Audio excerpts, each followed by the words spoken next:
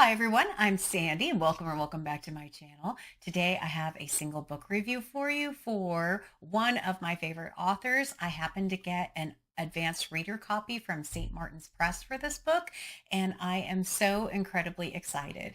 The book is actually Mind Games by Nora Roberts. If you've watched my channel, you may know I have read several of her books. I've actually done single book reviews for a couple as well. She continues to be one of my all-time favorite authors, especially her in-depth series under the pen name J.D. Robb.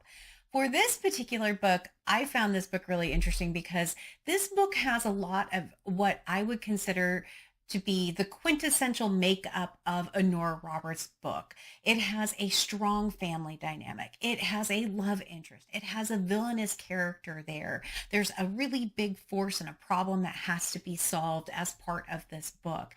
And in this one, there's a component of a psychic ability. That's the one piece of it. There's always kind of something potentially in there. Some of her books have more of a paranormal kind of aspect to it, like Inheritance did.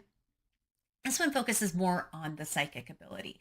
In the beginning of this book, we start with that picture perfect family, mother, father, son, and daughter heading to their annual visit to see their grandmother. And the grandmother and the relationship between all of them is just so sweet and so beautiful. It does feel almost unreal. I was reading it going, are there families that are really like this? But it was so also at the same time, a lot of it was really relatable. And this idea that the kids get to go spend time with their grandmother. I love that so much. And it was in this very farm-like kind of setting. And I love that for the kids. Of course, like with some other Nora Roberts books, tragedy does strike fairly early in this. We get a sense very early in the book that there's something special about the daughter Thea, and she's definitely some, you find it out through things like she kind of knows stuff. She knows when something's going to happen, or she knows like where the car keys were, things like that. Unfortunately, that ability really gave her the insight into seeing far more of the tragedy that happened than a young girl should probably ever see. It was very heart-wrenching. She wakes up in the middle of the night with this nightmare and goes into her grandmother, and her grandmother's also up and crying because they have a similar ability. And it's just heart-wrenching, that part of the scene, because they don't want it to be true. They want it to be something else that's happened, that they can't reach some people. And it brings those two aligned, and it is terrifying for poor Thea.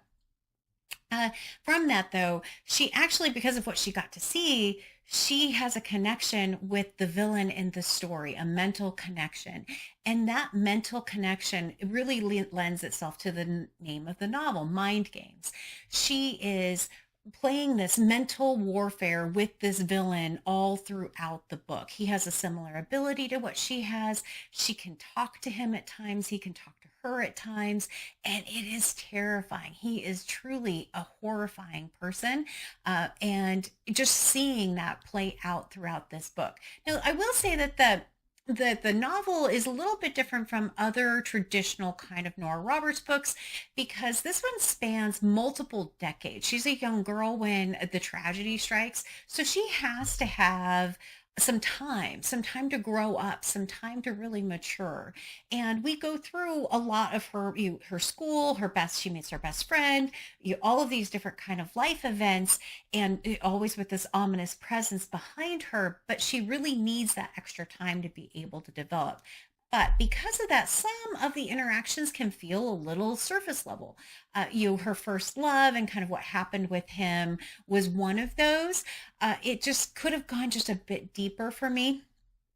I get why. I get why we have to have a long kind of timeline in it.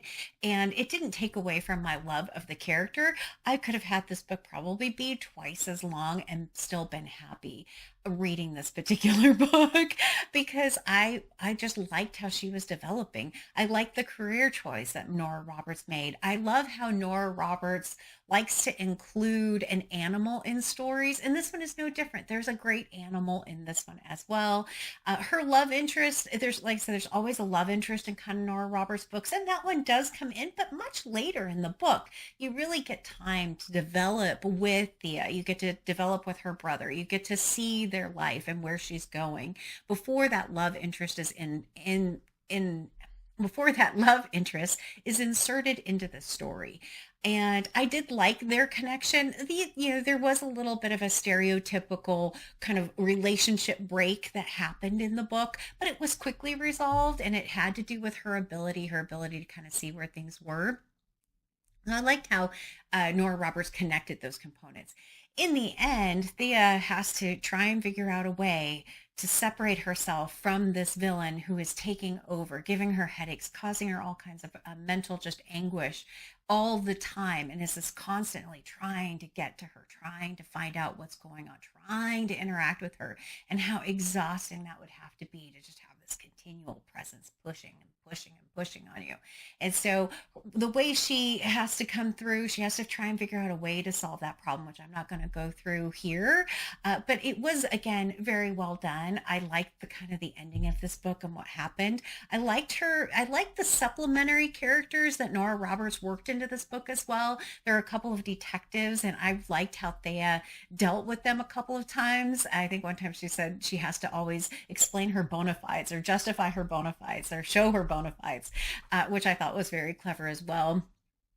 But I liked all the supplementary characters that would kind of weave in and out of the story. I also appreciated that Nora Roberts did not make that component like central to everything that Thea is, or everything that Thea was as a woman and as a character. It was certainly a part of her, but it wasn't the biggest component, which I also thought was really well done. Ultimately, if you're looking for a Nora Roberts book and you're not really sure where to start, if you like a romantic kind of a suspense and you like a strong family dynamic, this might actually be a good place to start. But again, just know, because it does cover multiple decades, it might seem a little surface level at times, but that's a very minor critique of the novel.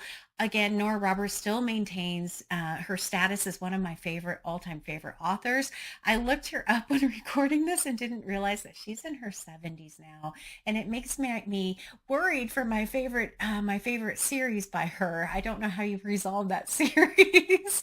I hope she continues writing for a long, long time, but definitely go check out Mind Games by Nora Roberts. It will be published on May 21st, 2024 by St. Martin's Press. As always, like, comment, and subscribe. And until next time, everyone, thanks. Bye.